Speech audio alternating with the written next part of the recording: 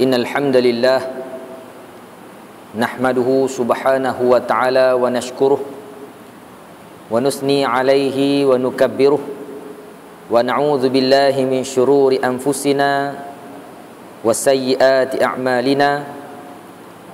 Man yahdihillahu fala mudilla lahu wa man yudlilhu fala hadiya lahu.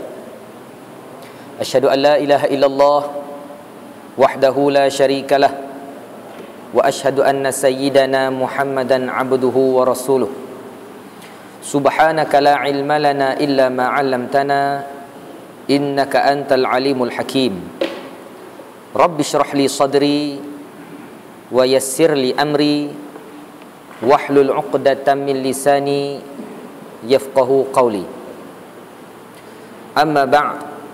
Qala Allah subhanahu wa ta'ala: Ya ayyuhalladzina amanu taqullaha wa qulu qawlan sadida. Sadaqallahul azim. Marilah sama-sama kita memanjatkan syukur kehadrat Allah subhanahu wa ta'ala kerana masih lagi mengurniakan kepada kita nikmatnya yang begitu banyak. Semoga kita tergolong di kalangan hamba-hambanya yang benar-benar bersyukur kehadrat Allah subhanahu wa ta'ala dengan mengerjakan segala titah perintahnya dan bersungguh-sungguh mencegah diri dan meninggalkan segala yang ditegah oleh Allah subhanahu wa ta'ala. InsyaAllah pada malam ini kita cuba untuk menyambung lagi kefahaman kita tentang ayat-ayat Allah subhanahu wa ta'ala dalam suratul Baqarah. Pada malam ini kita berada pada ayat yang ke-8 daripada surah Al-Baqarah, yang ayat-ayat ini merupakan ayat yang begitu menggerunkan dan menakutkan kita. Allah berfirman, A'udzu billahi minasyaitonir rajim. Wa minan nasi man yaqulu amanna billahi wa bil yaumil akhir wa ma hum bimu'minin yukhadi'una Allah walladzina amanu wa ma yakhda'una illa anfusahum wa ma yash'urun fi qulubihim maradun fazadahumullahu marada walahum adzabun alimun bima kanu yakdzibun. Wa idza qila lahum la tufsidu fil ardi qalu innama nahnu muslihun ala innahum humul mufsidun walakin la yash'urun. Wa idza qila lahum aminu kama amanan nasu qalu anu'minu kama amanas sufaha ala innahum humus sufaha walakin la ya'lamun. Wa idza laqul ladzina amanu qalu amanna wa idza khalau ila syayatinihim qalu inna ma'akum innama nahnu mustahzi'un. Allahu yastahzi'u bihim wa yamudduhum fi tughyanihim ya'mahun. Ulaika alladhina ishtaraw ad-dalalata bil huda fama rabihat tijaratuhum wa ma kanu muhtadin. Sadaqallahul azim. Muslimin dan muslimat yang dirahmati Allah subhanahu wa ta'ala, pada bulan yang lalu, pada pertemuan yang lalu, kita telah meneliti dua ayat daripada surah ini. Yang dua ayat sebelum ini cerita berkenaan dengan apa? Berkenaan dengan golongan kafirin, golongan kafir orang yang bukan Islam. Dan sebelum daripada itu, kita dah lihat 5 ayat yang merupakan ayat yang cukup famous di awal surah Al-Baqarah, yang menceritakan kepada kita tentang perihal orang beriman, orang mukminin, orang yang bertakwa, orang yang benar janjinya dengan Allah Subhanahu wa taala. 5 ayat. Kemudian 2 ayat untuk orang kafir, dan hari ini kita nak tengok beberapa ayat untuk golongan munafikin. Yang kita pun biasa duk sebut perkataan tu, orang munafik. Bahasa Melayu pun sebut perkataan munafik juga. Dia merupakan perkataan yang asal dia ada perkataan bahasa Arab. Nifaq. Nifaq. Itu perkataan bahasa Arab. Nafaqah namanya menyembunyi. Buat sorok. Benapa buat sorok? Itu makna bahasa dia, dan kita pun fahamlah. Dengan bahasa kita biasa duk guna, kita kata apa? Orang yang hipokrit. Orang yang hipokrit, dia tunjuk hak yang tak sebenar yang ada pada diri dia. Orang yang bersandiwara, orang yang berolok-olok, orang yang berlakon. Itu bahasa kita lah, bahasa kita. Baik, pada hari ini kita nak lihat ayat-ayat yang berkaitan dengan golongan ini. Kalau hari itu kita tengok orang mukminin, golongan kafirin, yang ni golongan munafikin. Artinya Islam letak garis panduan. Kita nak mengklasifikasikan orang, kita nak mengkategorikan orang. Golongan yang pertama di sana dalam masyarakat kita ada orang mukminin, ada orang yang beriman, orang yang benar, orang yang betul, orang yang lurus atas jalan agama. Dan kita akan jumpa di sana golongan kafir, orang yang tidak Islam, ataupun orang Islam yang murtad. Hari itu kita cerita macam-macam. Ada yang murtadnya, ada yang yang gugur syahadahnya dan sebagainya. Dan pada hari ini pula golongan yang ketiga, Islam nak abang kat kita, golongan ketiga wujud dalam masyarakat. Bukan sahaja zaman kita ni, zaman Nabi lagi dah ada golongan ini. Malah golongan ini merupakan golongan yang dihuraikan oleh Allah Subhanahu wa taala dalam banyak tempat dalam Quran dengan huraian yang begitu banyak. Baik, cuba kita lihat ayat-ayat Allah Subhanahu wa taala. Allah berfirman, "Wa minan nas man yaqulu amanna billah." Allah berfirman, "Wa minan nas man yaqulu amanna billah." Dan setengah daripada manusia itu mereka yang berkata amanna billah wa bil yaumil akhir. Apa makna dia? Depa kata kami telah beriman. Kami telah beriman dengan Allah dan dengan hari akhirat. Tuan-tuan muslimin muslimat yang dirahmati Allah, beriman dengan Allah, al-iman billah wal yaumil akhir, dan beriman dengan hari akhirat, dua unsur penting dalam Islam yang nak menjadikan orang Islam ni baik akhlak dia. Orang Islam yang beriman kewujudan Allah Subhanahu wa taala, yang dia yakin sebenar-benarnya Allah sentiasa memerhatikan dia, Allah sedang mengawasi dia sepanjang masa, maka ini merupakan salah satu faktor yang menjadikan orang tu takut nak buat salah. Dia bimbang kalau dia buat salah, Allah sedang memerhatikan dia 24 jam. Dan begitu pula orang yang beriman dengan hari akhirat. Apa kesan dia? Beriman dengan hari akhirat bukan hanya sebut beriman dengan hari akhirat. Dia beriman dengan hari akhirat dan segala benda yang berlaku pada hari akhirat. Termasuklah dia beriman dengan apa yang berlaku pada hari mahsyar. Termasuklah beriman dengan apa yang berada di dalam peristiwa Siratal Mustaqim. Beriman dengan adanya syurga dan neraka dan segala perkara yang berkaitan dengan hari akhirat. Menjadikan orang semakin gerun nak tipu orang, nak pecah amanah, nak khianat dan sebagainya. Apatah lagi nak melakukan perkara-perkara yang ditegah oleh Allah Subhanahu wa taala. Dua unsur penting. Maka Islam ataupun Allah Subhanahu wa taala jelas dalam ayat ini, ada di kalangan manusia yang disebut dengan lidah dia. Lidah yang tak bertulang tu. Aku beriman dengan Allah dan beriman dengan hari akhirat. Allah bagi rumusan, merumuskan. Maknanya beriman dengan Allah, beriman dengan hari akhirat beserta semua perkara yang berkaitan dengannya, dan menjadikan orang tu akhlaknya akhlak yang terbentuk daripada beriman dengan Allah dan hari akhirat. Dia sebut dengan mulut. Tapi Allah dedahkan, wa ma hum bimu'minin, dan tiada juga mereka itu beriman. Sebenar-benarnya golongan ini golongan yang menipu. Golongan yang menipu. Tuan-tuan muslimin dan muslimat yang dirahmati Allah, tiga tanda orang munafik.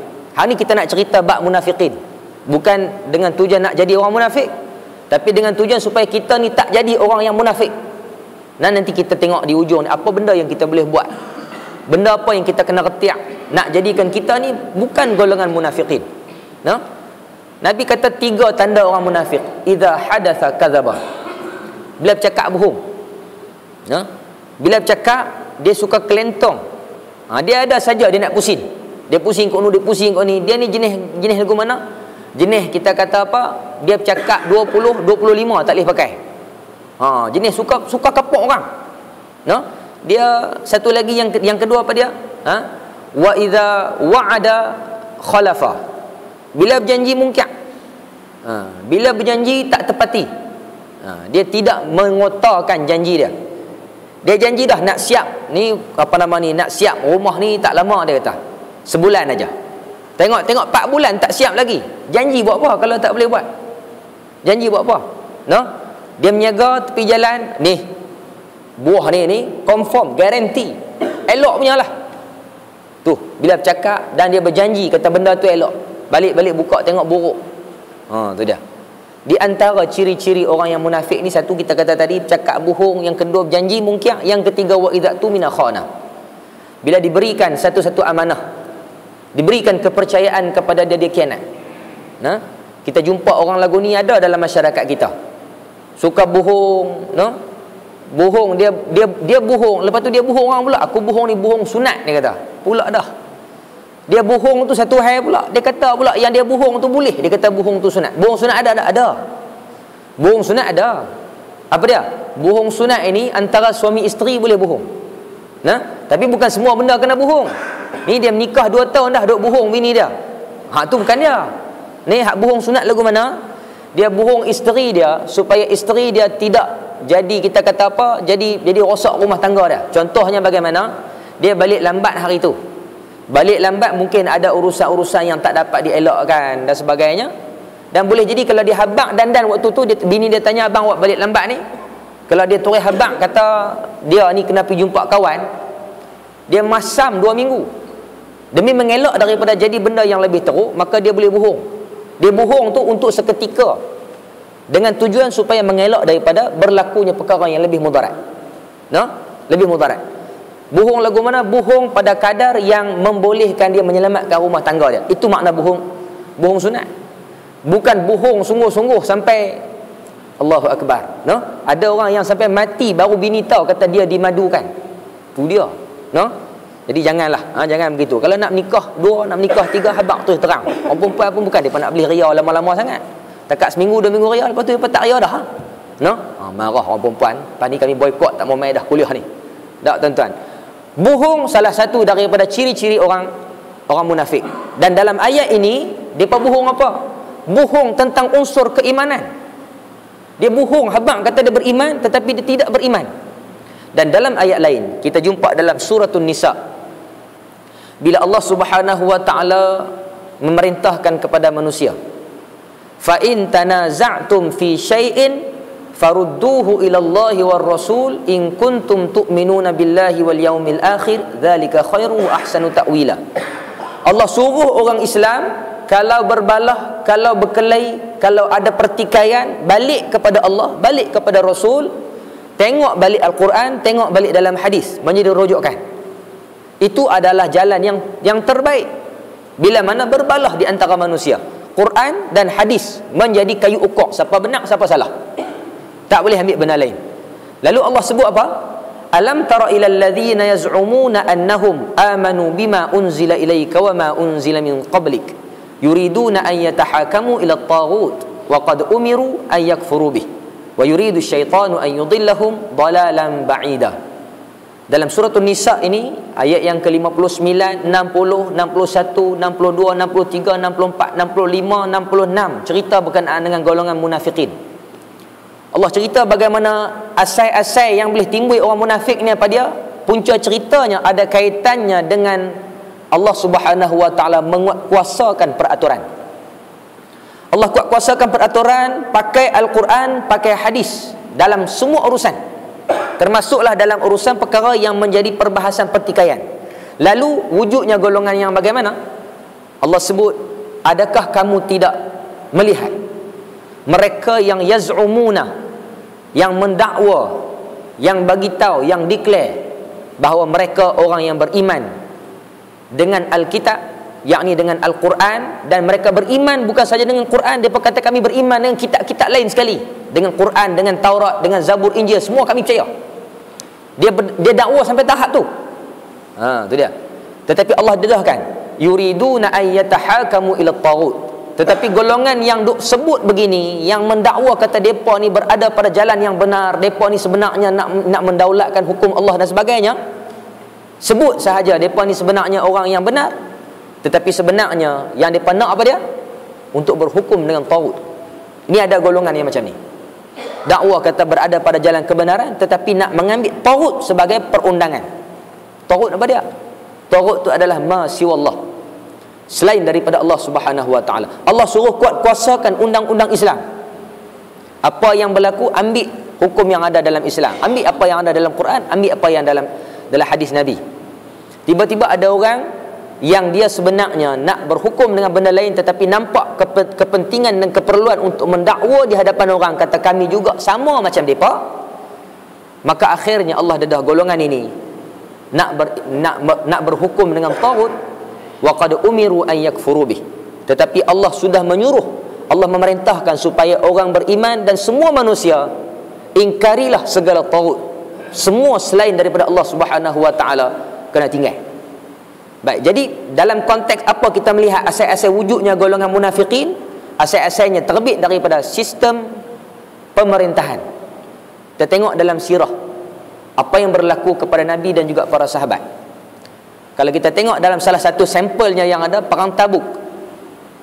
Perang Tabuk juga berlaku di dalam perang Badar Al-Kubra.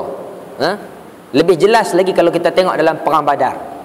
Kerana pada waktu tu umat Islam dalam keadaan masih lagi dhaif, lemah. Nabi nak keluar pergi peperangan dalam perang Badar dalam keadaan bukan nak pergi perang. Dan berserta dengan rombongan Nabi ini ada golongan munafikin. Golongan munafikin ni mereka ikut sekerak jalan, sampai sekerak jalan mereka berpecah. Kerana mereka ni tidak yakin sebenarnya dengan janji Allah Subhanahu wa taala, dan sememangnya mereka ni bukan pengikut setia kepada Nabi. Mereka nampak tak boleh pergi dah, jom kita ikut halal lain, tinggal. Itu yang menjadikan asal-asalnya tentera muslimin dalam peperangan Badar berjumlah 1000 lebih. Tetapi selepas itu bila golongan munafik ni tarik diri, sebenarnya bukan sikit, ramai rupanya golongan munafik yang ada pada waktu itu, menjadikan hanya 300 lebih saja. 300 lebih. Sama yang berlaku di dalam peristiwa Ain Jalut, dalam peristiwa di antara Talut dan juga Jalut, yang akhirnya menerbitkan kisah Nabi Daud alaihissalam itu. Sama juga. Tentera Ain Jalut itu sebenarnya ramai, puluhan ribu, ada yang sampai kata 70 ribu, ada yang kata sampai ratusan ribu. Tetapi bila berdepan dengan cubaan, tengok tak boleh pergi ni, merapu cara lagu ni depa tinggal. Tu yang hanya tinggal dalam tentera Ain Jalut itu hanya beberapa orang saja. Tapi Allah memberikan kemenangan kepada tentera-tentera Ain Jalut dan juga kepada siapa? Tentera yang dibawa oleh Nabi dalam peperangan Badar. Tapi boleh tengok apa dia? Wujud golongan munafikin.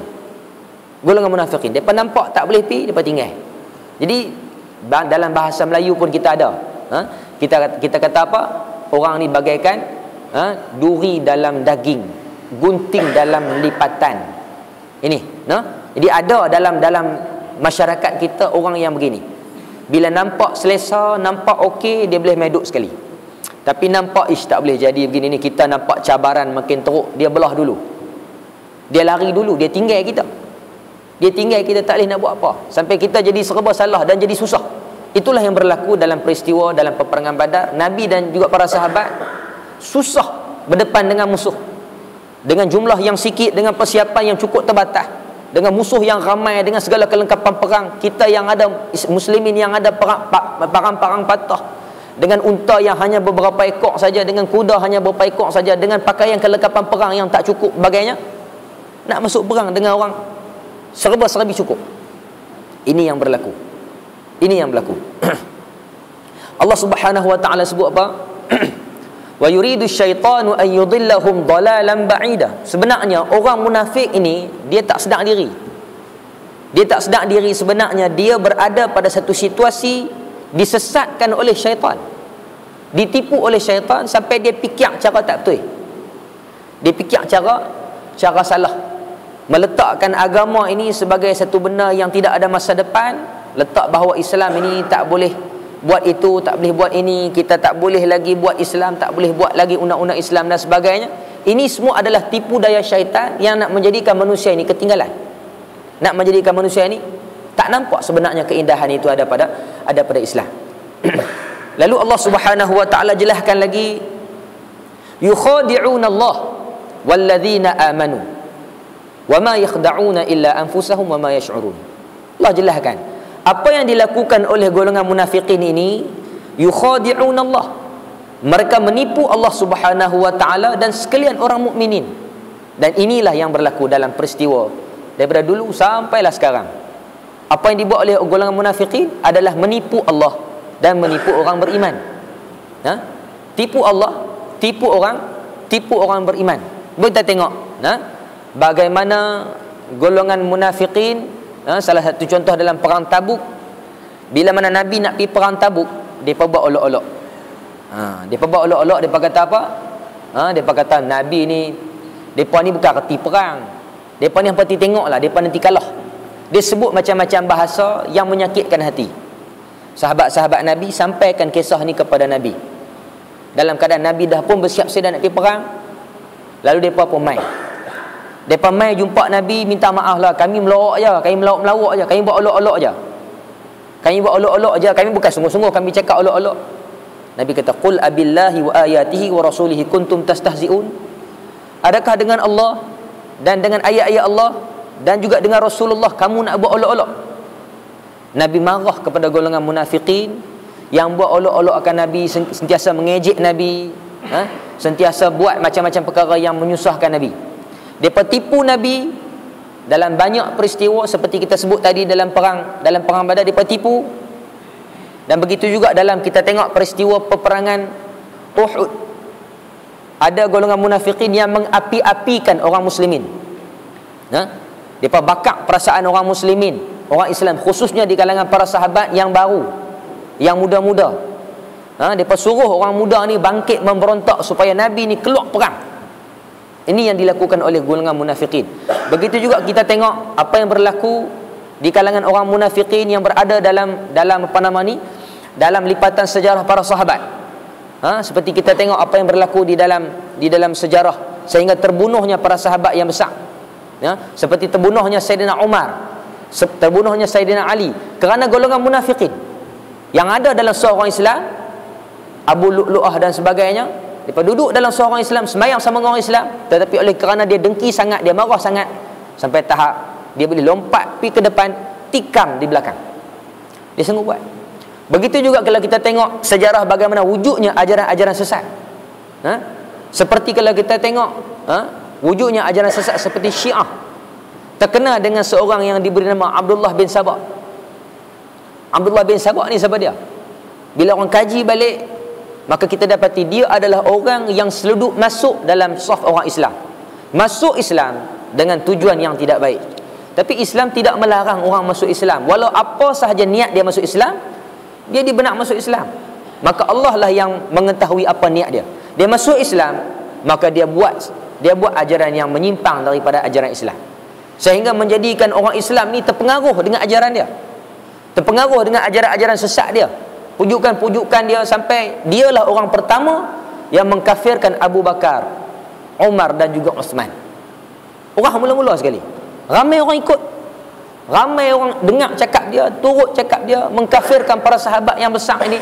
Bukan sahaja 3 orang sahabat yang besar, sebahagian besar sahabat Nabi dikafirkan oleh mereka.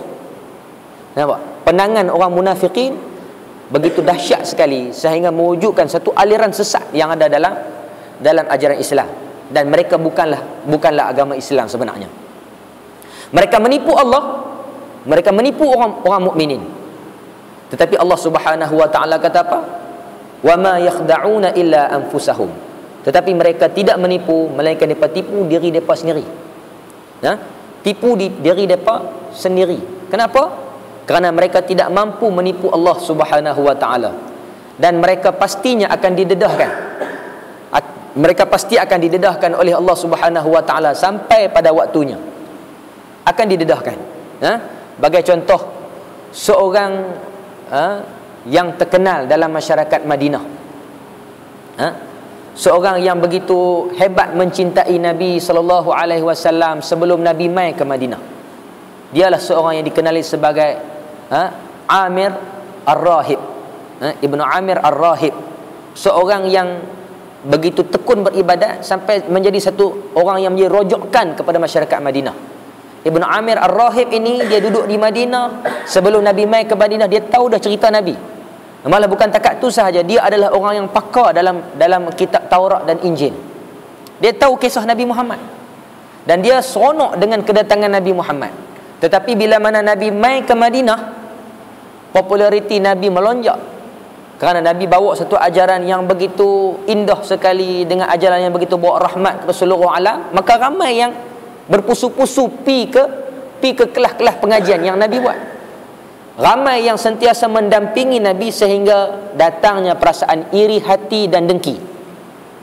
Ini dia. Demai perasaan iri hati dan dengki. Akhirnya Ar-Rahib ini dia buat satu perjanjian sulit dengan musuh. Dia buat satu perjanjian sulit dengan musuh untuk bawa musuh masuk ke dalam Madinah untuk nak bunuh Nabi, sampai dia sanggup untuk buat masjid yang namanya Masjid Ad-Dirar. Kita tahu kisah bagaimana Masjid Ad-Dirar. Dia merupakan satu usaha yang dilakukan oleh Ar-Rahib ini. Padri ini yang asalnya, orang yang rahib yang hebat ini, dia usahakan untuk wujudkan camp ataupun base kepada musuh nak masuk dalam Madinah. Yang Nabi diperintahkan untuk pergi bakar masjid ni. Bakar masjid itu kerana masjid itu didirikan dengan sebab untuk merosakkan dan memecah belahkan orang Islam. Asal-asalnya bagus, tetapi dia buat tipu daya yang macam-macam sehingga merosakkan orang Islam. Hakikatnya, akhirnya Allah mendedahkan. Bila mana dah terlalu kritikal permusuhannya dengan Nabi sampai ke tahap sumpah menyumpah. Dia bersumpah kepada Nabi. Dia bersumpah kepada Rasulullah bahawa dia pastikan bahawa di antara dia dengan Nabi ni, siapa sahaja yang benar, dia akan kekal dalam Madinah. Tapi siapa yang salah, dia pasti akan terbunuh di luar Madinah. Dia bersumpah dengan Nabi macam tu. Nabi terima sumpah dia. Tak apa, Nabi terima sumpah dia. Dan akhirnya bagaimana Amir Ar-Rahib ini, dia terbunuh di luar semasa dia pergi ke sebuah negara, tak silap negara Yaman. Dia pergi ke sana, akhirnya dia terbunuh dalam buangan. Orang Madinah pun tak terima dia, tentera musuh pun tak terima dia. Akhirnya dia mati dalam buangan. Menjelaskan sebenarnya itu adalah golongan yang munafik, golongan yang bersandiwara. Apatah lagi golongan-golongan seperti Muawiyah, seperti apa nama ni, Abdullah bin Ubay. Abdullah bin Ubay, bapa golongan munafikin, yang sentiasa buat macam-macam perkara yang menyusahkan Nabi. Ini di antara golongan-golongan yang terkenal dalam sejarah Islam sebagai golongan munafikin. Mereka tipu Nabi, tetapi mereka tak tipu melainkan diri mereka sendiri. Mereka cuba perdayakan Nabi dan juga orang beriman dengan macam-macam hilah. Macam-macam hilah. Kita bisa dengar bagaimana mereka mempersendakan Nabi, suruh Nabi buat macam-macam, suruh Nabi cerita macam-macam, supaya nak menjadikan orang ni tak percaya ke Nabi.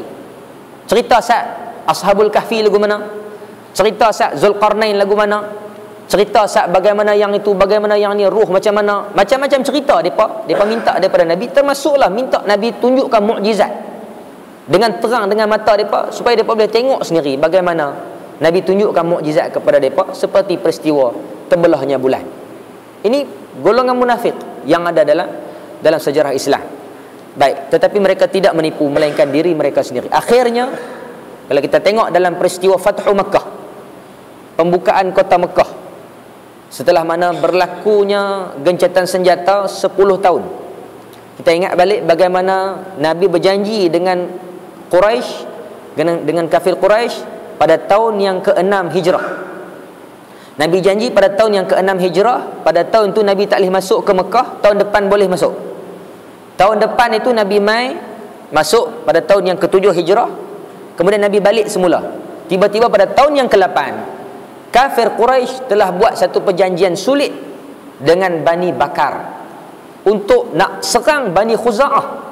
Bani Khuza'ah ni adalah satu kaum yang dia juga berjanji bersama dengan Nabi untuk tidak berperang antara satu sama lain. Dia adalah golongan yang berdamai dengan Nabi. Tiba-tiba Khuza'ah ni nak diserang oleh kafir Quraisy. Maknanya apa? Maknanya orang Quraisy telah mengkhianati janji yang telah disepakati. 10 tahun tak boleh perang. Tak boleh berpakat dengan mana-mana puak untuk perang mana-mana puak lain yang ada dalam persepakatan itu. Maka tahun yang ke-8 Hijrah, Nabi bersama dengan rombongan lebih kurang 10,000 sahabat bergerak pi ke Mekah. Nabi terus serang. Pasal mungkir janji. Dah janji tak boleh perang selama 10 tahun. Tengok-tengok kita dapat maklumat ada desas-desus yang depa dah berpakat nak serang satu puak kita. Maka Nabi kerahkan sahabat, jom kita pi Mekah. Pi ke Mekah. Nak sampai ke Mekah, hantar utusan nak bagi tahu kata kami nak masuk ke Mekah. Depa pun dah takut dan tawanan itu disekat. Akhirnya Nabi bersama para sahabat masuk melalui 4 penjuru, kepung kota Mekah itu. Dan kita tengok bagaimana peristiwa pada waktu tu. Terdedah golongan munafik tadi ni. Ada golongan munafikin yang lari, ada golongan munafikin yang mai jumpa Nabi minta maaf, minta dibebaskan, Nabi maafkan, Nabi bebaskan. Ada golongan munafikin yang masuk Islam, yang dia dah jadi kafir, dia masuk Islam, tunduk kepada Nabi, ikut perintah Nabi dan insaf daripada kesalahan dia. Macam-macam golongan ini. Termasuklah orang yang dulunya sentiasa kutuk Nabi, hina Nabi dan sebagainya. Sekarang mereka sudah tewas. Golongan munafikin sudah tewas. Dan tidak kurang pula yang masih lagi setia dengan pandangan munafik dia. Terus dia bersama dengan golongan munafikin dan dia ada yang bersatu dengan golongan-golongan musuh. Ini berlaku dalam sejarah Nabi. Nabi tidak pernah lepas daripada dimusuhi oleh golongan munafik ini. Dan golongan ini terus ada. Tuan-tuan, seorang sahabat Nabi yang Allah kurniakan kepada dia kelebihan menyimpan rahsia Nabi, iaitulah Huzaifah ibnul Yaman. Seorang sahabat Nabi yang dia kenal siapa dia munafikin di kalangan para sahabat Nabi.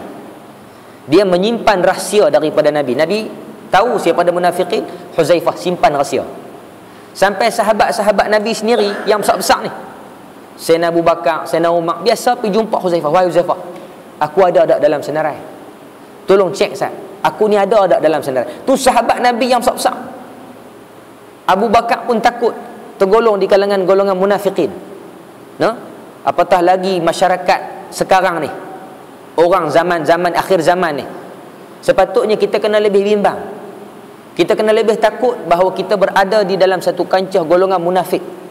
Kita ada satu sifat-sifat munafik dalam diri kita. Kita nak kena buang. Fi qulubihim marad. Allah jelaskan ciri-ciri orang munafik ni apa? Dalam hati ada penyakit. Penyakit apa? Ini sebut penyakit nifak ni. Penyakit nifak dalam hati. Maknanya apa? Nifak ini, munafik ini, dia punca daripada hati. Dia mai daripada apa? Perbuatan-perbuatan daripada hati, perasaan seseorang. Perasaan. Contohnya dia tak boleh tengok. Dia tak boleh tengok Islam yang hebat ini nampaknya hebat. Diwar-warkan, digembar-gemburkan, ditunjulkan sebagai agama yang hebat. Ada orang yang munafik begitu. Dan dia mengeluarkan kenyataan-kenyataan yang begitu sinis. Sampai melabelkan orang Islam ini dengan gelaran-gelaran yang begitu menjijikkan. Ada yang kata orang Islam ni disamakan dengan khinzir, dengan anjing. Ini disebut oleh sebahagian, sebilangan orang yang mengaku dia agama Islam. Ini dalam hatinya ada perasaan ataupun ada penyakit. Penyakit apa? Penyakit disebut sebagai batarul haq wa ghamtun nas. Penyakit apa dia? Dia tidak boleh menerima kebenaran. Dia tak boleh. Hatinya sentiasa reluctant, dia menolak. Dia menolak hak benar tu, dia tak boleh terima. Dan dia sentiasa mencari jalan untuk menidakkan benda hak tu. Ada aja alasan. Ada saja alasan. Kita kata hak kita nak buat ni memang daripada Al-Quran, memang daripada hadis Nabi. bukan ciptaan sesiapa. Dia adalah yang dicetuskan oleh Allah Subhanahu wa taala melalui wahyu. Kita nak buat peraturan yang Allah Taala nak, bukan sesiapa punya. Ini kepunyaan Allah Subhanahu wa taala.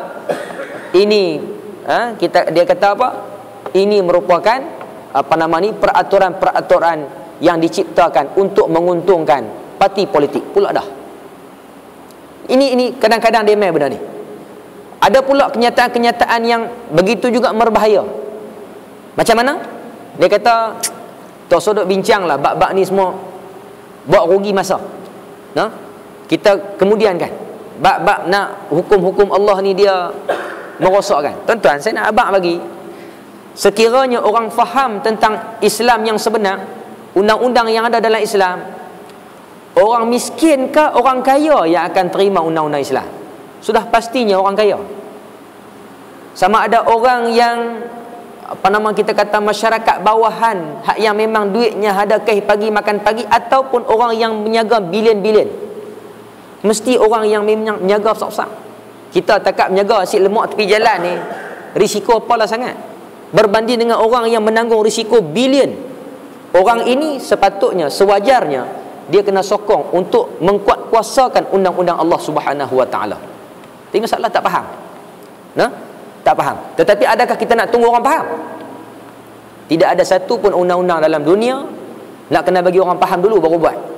Sebahagian besar undang-undang dalam negara kita akan faham pun, kita akan reti.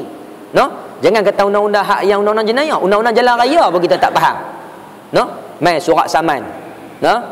Anda dikendaki hadir ke mahkamah. Tarikh sekian-sekian. Ketak ni habis taman dia cerita kat orang, aku nak buat lagu mana ni, aku nak kena masuk mahkamah, nak masuk mahkamah. Punya takut nak masuk mahkamah. Padahal bila tanya orang yang tahu, dah masuk mahkamah ke ada apa pun, dia kata hampir berdiri tak sampai pun seminit. Hakim tanya, salah tak? Salah. Salah, hang boleh bayar tak? Tak boleh tuan hakim. Tak boleh, hang boleh bayar berapa duit? Dia tanya. Begitu ya. Saya tak ada duit tuan hakim, saya bawa RM10 je hari ni. RM10 je hang bawa. Hampir cari duit bagi cukup 300. Tak ada tuan hakim, saya ada takat 200. 200. Bayar 200 dia kata. Lagu tu ya. Lagu tu aja undang-undang jalan raya. Kita hak tak faham ni, Allah takut ni. Pergi jumpa lawyer. Saya nak minta khidmat lawyer ni, nak ambil lawyer, nak upah lawyer, nak masuk court ni. Hang kena salah apa? Salah belah lampu merah. Belah lampu merah pun hang nak ambil lawyer. Tak payahlah dia kata. Tak faham undang-undang. Begitu juga dengan undang-undang yang ada dalam syariat Allah ni. Begitu juga. Kebanyakannya orang tak faham. Banyak orang tak tahu pun. Try dulu. Buat tengok. Lepas tu pelan-pelan kita akan faham. Satu kita akan faham.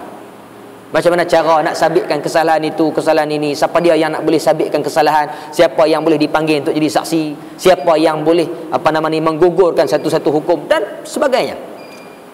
Tapi orang yang fi qulubihim maradun, dalam hati ada penyakit, dia duk nampak segala perkara yang berkaitan dengan Islam ini, dia nak cari jalan bagi jadi susah. Bagi jadi susah, menyusahkan dan menyulitkan segala pelaksanaan yang ada dalam Islam. Ini contoh bagaimana orang yang ada penyakit dalam hati. Kita nak buat apa pun mai aja alasan yang negatif berkenaan dengan nak bagi nampak Islam tu hebat. Dia mai alasan macam-macam. Tu hak besar-besar, hak kecil-kecil. Kita nak buat program, karnival, mahabbah apa-apa. Dia main macam-macam, 1001 masalah. 1001 masalah. Tapi tuan-tuan, saya ingat hak yang berkenaan dengan komplain, report polis pasal azan tu, hak tu kena tengok balik lah pasal apa. Tak boleh kita duk pergi hantam kawan tu pula, tak tentu hala. Kita duk pergi kata dia ni golongan munafik ni, yang pergi report polis sampai tara tu takkan azan pun hang tak boleh kot. Tuan-tuan, Islam bukanlah agama yang menyusah dan menyulitkan orang. Awas, kadang-kadang kita tersilap dengan mainan media. Saya duk nampak pada pengamatan saya dalam kes yang macam ni, kedua-dua belah pihak kena muhasabah. Boleh jadi kita sebagai pihak yang ada autoriti dalam masjid dan surau ni kena tengok balik. Ya, sememangnya Islam tak benar kita memudaratkan, la darar wala dirar. Kita tak boleh memberikan satu mudarat ataupun mendatangkan mudarat. Bila mana dia mendatangkan mudarat, contohnya speaker tu memang derah sungguh. Memang derah sungguh-sungguh. Memang mengganggu orang. Malah kadang-kadang mengganggu pada waktu-waktu yang tidak sewajarnya. antara maghrib dengan isyak ni boleh gagah lah lagi. Kita kata antara maghrib dengan isyak ni tak elok tidur. Tak elok tidur. Orang dewasa, budak-budak pun seboleh-bolehnya maghrib sampai isyak ni jangan lena. Kecuali lena dalam kuliah, itu tak apa. Dengar kuliah sampai terlena, tu tak ada masalah, pasal lena majlis ilmu. Lepas tu sat lagi pergi ambil sembahyang lain. Pasal batal lah lena. Sat lagi tengok-tengok dia lompat naik sembahyang perempuan kita. Hang tak ambil sembahyang lain. Dia nampak lena sampai meleleh yang luk basi. Tuan, orang yang ada dalam hati dia ada penyakit, fazadahumullahu marada. Apa berlaku? Allah tambah penyakit dalam hati dia. Bila mana orang yang ada penyakit ni, penyakit dalam hati dia ni menjadikan dia buat tindakan. Dalam hati manusia ada penyakit, oleh kerana dia ni ada penyakit nifak, dia buat tindakan-tindakan yang membenarkan penyakit hati dia. Hak tadi kita kata awal tadi ni. Dia terus beramal dengan bohongnya, dengan mungkir janjinya, dengan mengkhianati amanahnya, terus bergelumang dengan perkara ni, maka Allah akan tambah lagi sampai kepada satu tahap manusia tidak akan berasa susah dan tidak akan berasa payah untuk ambil benda haram. Ini, orang yang dah mangli hidupnya makan getah haram, bergelumang dengan sumber haram, maka lepas tu dia jadi immune, dia jadi mangli, tak ada masalah apa. Makan riba tak ada masalah apa dah. Rasuah tak ada masalah apa dah. Dia jadi biasa aja. Tak ada masalah sampai satu tahap benda tu jadi rutin dalam hidup. Hari-hari kena minta rasuah. Hari-hari nak kena suap. Pasal dah immune dalam diri dia. Baik. Jadi awas. Allah akan tambah penyakit tu dalam hati orang bila mana nifak ni ada dalam hati tu, maka Allah akan tambah. Walahum azabun azim. Maka Allah menjanjikan golongan ini dengan walahum azabun alimun bima kanu yakdzibun. Mereka dijanjikan dengan azab yang pedih, azab yang sengsara, dengan perlakuan mereka sendiri. Yakdzibun, yakni mereka membohong ataupun berbohong. Ada satu bacaan lain yukadzibun. Yakdzibun, depa tu pembohong. Ada riwayat lain baca yukadzibun.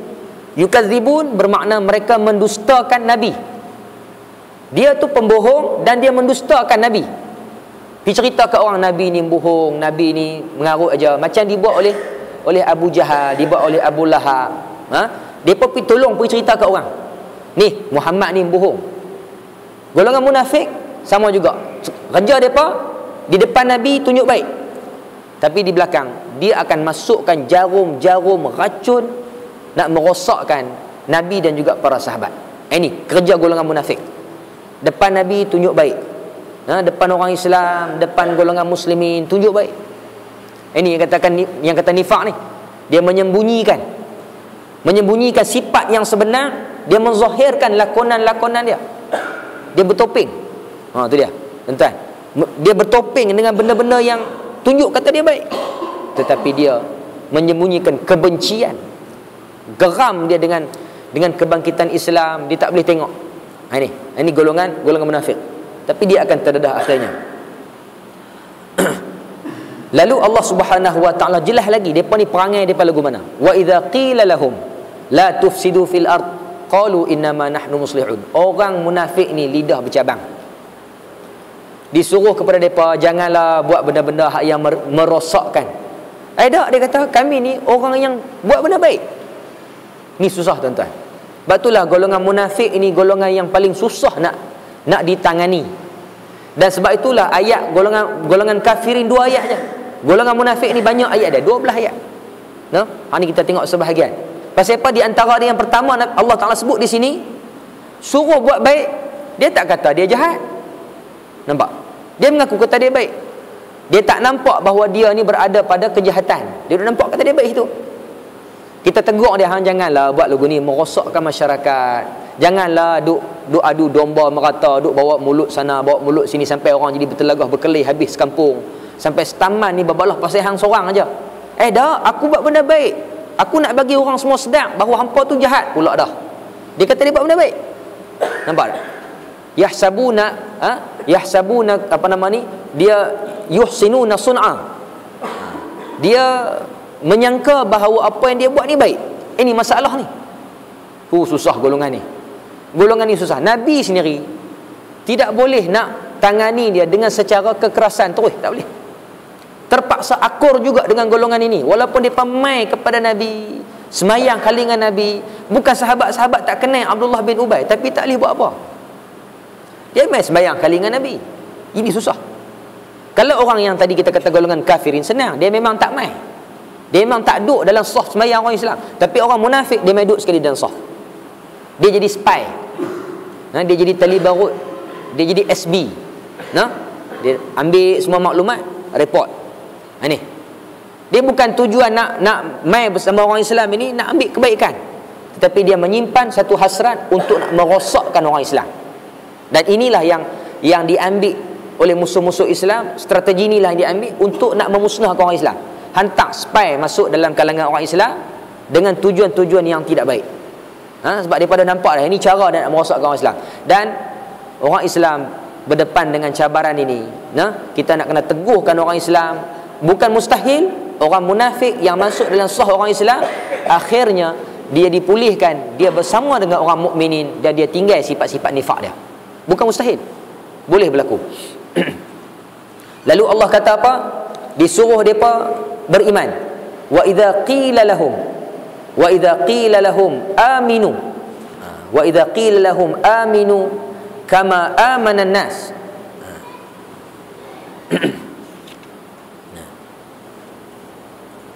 Ala innahum humul mufsiduna walakin la yash'urun. Jadi Allah kata mereka ini golongan yang melakukan kerosakan tetapi mereka tak sedar. Dan Allah kata lagi, wa idza qila lahum aminu kama amana an-nas qalu anu'minu kama amana as-sufaha. Orang munafik melabelkan orang beriman sebagai orang bodoh. Merendah-rendahkan orang beriman, merendah-rendahkan orang yang komit dengan ilmu Islam, meletakkan bahawa orang yang iltizam dengan ilmu Islam, yang keluar daripada pengajian Islam, orang yang memang dia ni istiqamah dengan amalan Islam, mereka ni semua low class. Hak yang high class ni, hak mai balik pada London, yang balik pada UK, balik daripada Amerika ni, yang hidupnya hari-hari terkedarah arak ni, mereka ni high class. Hak ni high class. Hak yang ni depa ni pakai serban, hak duk janggut apa semua ni, pakai kelumbung sampai muka pun terlindung, sampai tak kenal siapa, dia kata biji mata pun tak nampak. Depa ni semua ketinggalan zaman. Kita dengar ayat-ayat begini, ini di antara tanda-tanda orang yang memperlekeh-lekehkan agama. Ini merupakan ciri-ciri orang munafik. Merendah-rendahkan dan menghinakan sunnah Nabi. Merendah-rendahkan sunnah Nabi walaupun satu sunnah yang kecil, tapi itu tanda-tanda orang itu ada sifat munafik dalam diri dia. Merendah-rendahkan sunnah yang kecil. Seperti apa? Dulu kita dengar bagaimana orang mempelekeh janggut Nabi, mempelekeh serban, mempelekeh jubah dan sebagainya. Nyatakan bahawa ini pakaian-pakaian untuk orang Arab aja, orang Melayu tak payah pakai. Itu sunnah yang kecil.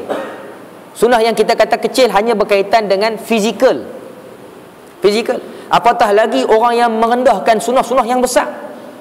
Tuan, di antara sunnah besar dalam perjuangan Nabi, mendaulatkan hukum Allah sampai ke hujung perjuangan Nabi, baru Nabi dapat. Itu matlamat akhir. Itulah yang paling besar dalam perjuangan Nabi. Boleh buka semula kota Mekah. Lepas tu apa berlaku?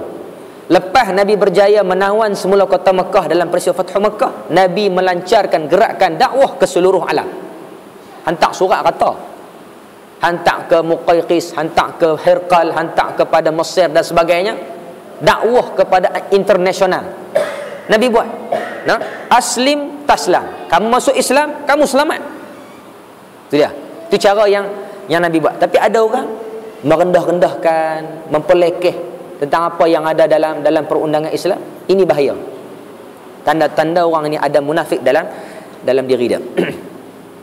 Ala innahum humus sufaha walakin la ya'lamun. Allah bagi tahu sebenarnya inilah orang yang bodoh.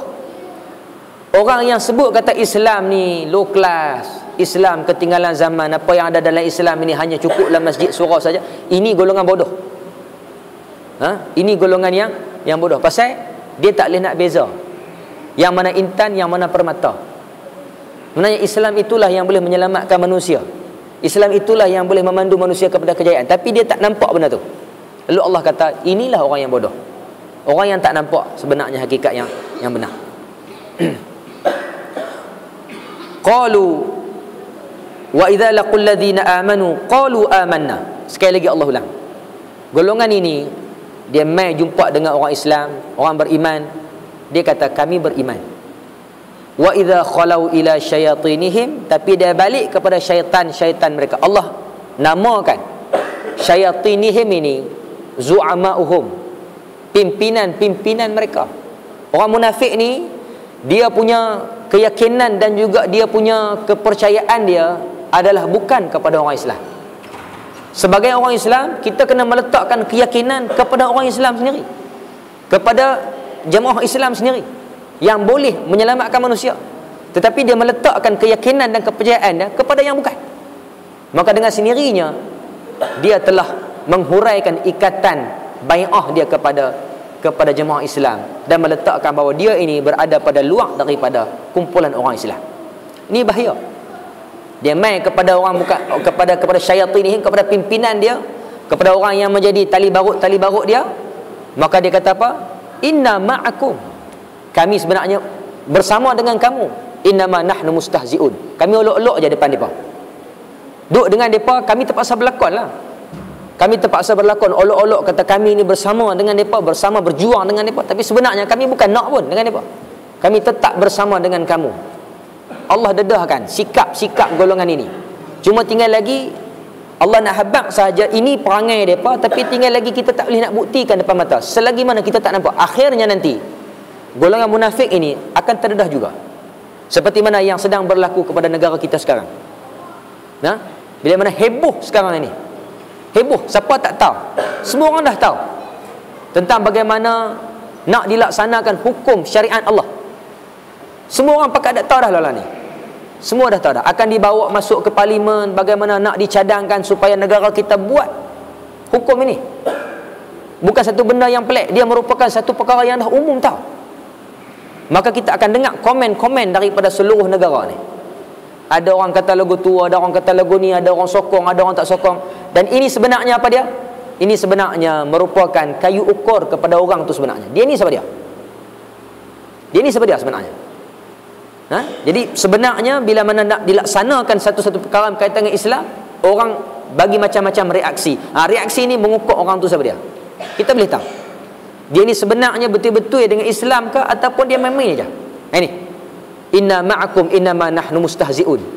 Duk dengan orang Islam, buat seperti mana dia ni benar-benar beriman, tapi bila mana dia balik kepada golongan dia, kami berlakon aja, kami olok-olok aja. Ini bahaya. Golongan macam ni bahaya. Tetapi apa nak dibuat? Perjuangan kena buat terus. Nabi buat terus. Walaupun bersama dengan Nabi ni, di belakang Nabi golongan munafik ramai yang buat macam-macam perkara menyusahkan Nabi ramai, tapi Nabi jalan terus. Nabi jalan terus. Maka inilah yang berlaku dalam sejarah kita. Allahu yastahzi'u bihim. Allah Ta'ala itu yang mengolok-olok dengan mereka itu. Akhirnya mereka akan ditipu, mereka akan dipermainkan oleh Allah Subhanahu Wa Ta'ala. Sebab nantinya Allah yang maha berkuasa menentukan apa yang akan berlaku pada hari akan datang. Maka nanti orang munafik ni bila dia tengok sebenarnya cahaya Islam ni tak boleh dipadam, maka akhirnya dia sendiri akan rasa terpinggir, dia akan rasa rugi, dia akan rasa kalah dan sebagainya. Ini nasib orang munafik. Last sekali Allah beritahu apa? Dia akan terasa dirinya diperolok-olokkan oleh Allah Subhanahu Wa Ta'ala. Malang. Sepatutnya beserta dengan orang beriman, tetap setia bersama dengan orang beriman, tetap kekal bersama dengan orang beriman, jangan berubah. Tapi bila dia ubah pendirian dia, akhirnya dia akan rugi. Kita lihatlah dalam sejarah manusia, banyak ada orang yang terima nasibnya begitu. Ulaika alladhina ishtaru ad-dalalata bil huda fama rabihat tijaratuhum wama kanu muhtadin. Akhirnya dalam ayat yang kita baca hari ini, Allah bagi tahu golongan ini, golongan yang pilih untuk bersama dengan golongan munafik, mereka ini telah menjual petunjuk Allah Subhanahu Wa Ta'ala. Dia beli dengan apa? Dia beli kesesatan. Hak yang petunjuk yang Allah dah bagi kepada dia, mau ke tidak petunjuk, dia semayang sama dengan orang beriman, dia mengaji bersama dengan mukminin, dia buat ibadat bersama dengan golongan beriman, tetapi dia tetap nak bersama dengan orang munafik, maka dia tolak petunjuk, dia ambil kesesatan. Ini golongan yang ambil kesesatan ini. Fama rabihat tijaratuhum. Perniagaan yang macam ni Allah kata tak akan untung. Dia pilih kesesatan, dia tinggal yang hak, yang benar, dia ambil yang sesat ni. Niaga macam ni dia akan rugi. Wa ma kanu muhtadin, sama sekali golongan ini tidak akan mendapat petunjuk dari Allah Subhanahu wa taala. Nah, golongan yang munafik ini dia bertindak di atas bukan petunjuk. Dia bercakap bukan berdasarkan hidayah Allah Subhanahu wa taala. Pasal itu dia akan gagal. Dia akan gagal. Hujah-hujah hanya poin-poin yang diberikan. Ini bukan petunjuk Allah. Ini merupakan angan-angan dia. Ini merupakan sangkaan-sangkaan dia. Dia bertindak di atas prasangka dia, akhirnya dia akan rugi kerana dia bergerak di atas bukan petunjuk Allah Subhanahu wa taala. Beza dengan orang beriman, dia bergerak di atas petunjuk Allah Subhanahu wa taala. Insya-Allah pada kali akan datang Allah mendedahkan contoh bagaimana satu tamsilan, satu perumpamaan orang munafik ni apa dia. Allah demi menghina golongan munafik ini, Allah menjelaskan bagaimana orang munafik ini bagaikan orang yang duduk dalam gelap gelita. Duduk dalam keadaan gelap gelita, tak boleh nak berjalan. Tak ada lampu apa. Tak ada elektrik apa, duduk dalam keadaan seorang-seorang berdiri, tak boleh nak berjalan. Tiba-tiba datang cahaya. Datang kilat. Kilat tu bagi cahaya, maka dia pun jalan. Tapi dia jalan dalam keadaan cukup menakutkan. Dia jalan dalam keadaan dia ketakutan. Sampai dia cerita bagaimana dia buat tindakan masukkan jari dalam telinga kerana takut. Ini Allah dedahkan karakter orang munafik dengan satu tamsilan, dengan satu perbandingan yang cukup cantik. Ibarat orang berjalan, takut, gelap, ada cahaya sikit jalan. Ini orang munafik sebenarnya dia bukan berani, tapi dia adalah golongan penakut, golongan yang bersandiwara, penakut, dan dia hanya boleh bergerak, boleh bercakap di atas sedikit keberanian yang kadang-kadang ada. Itu saja. Lepas tu dia takut balik. Orang munafik ni sebenarnya dia penakut, tetapi dia tak sedar kata dia berada pada tahap seorang yang penakut. Jadi tuan-tuan muslimin dan muslimat yang dirahmati Allah, banyak lagi ayat-ayat yang berkaitan dengan golongan munafik ini. Bagaimana Allah sebut orang munafik ini di akhirat nanti dia berada pada kedudukan yang paling bawah dalam neraka. Orang yang dibakar berada pada tahap yang paling bawah dalam neraka. Bawah tara mana? Bawah macam periuk kawah kita masak nasi kenduri ke? Tara tu kan neraka. Kalau tara tu je neraka, tak ada masalah lah. Ini tak. Neraka yang pernah satu ketika yang Nabi duduk, para sahabat tiba-tiba dengar bunyi kuat tu. Kita biasa dengar hadis, Nabi duduk dengan para sahabat, tiba-tiba dengar satu bunyi dentuman yang cukup kuat. Sahabat-sahabat semua terkejut. Nabi pun bagi tahu kepada sahabat, wahai sahabat-sahabatku, itulah bunyi seketul batu yang dicampak daripada puncak neraka. Di puncak neraka tu dia dilempak bila? Zaman Nabi Adam. Tahu batu tu? Ni zaman kita baru sampai ke bawah. Tu dia Daripada Nabi Adam sampai Nabi Muhammad, batu tu baru sampai. Nak kata dalam tak dalam, orang munafik dia duduk kat bawah tu. Tempat batu tu sampai tadi ni. Berapa dalam Kalau tenggelam dalam lautan Hindi pun tak boleh nak cari, kat sebulan 2 bulan dah. Baru lautan Hindi. Baru lautan Hindi tu bukan jurang Mariana. Jurang Mariana lagi dalam. Jurang Mariana tak lebih dalam daripada neraka Allah.